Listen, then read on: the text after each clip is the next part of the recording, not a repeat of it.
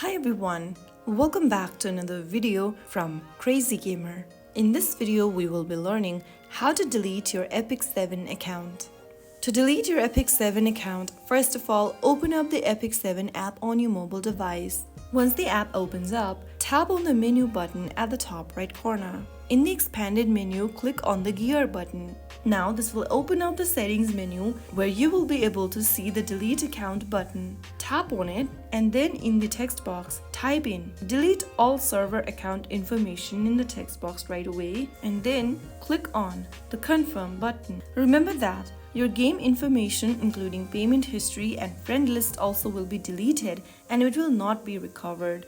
To continue deleting the account, tap on confirm and follow through the on-screen prompts.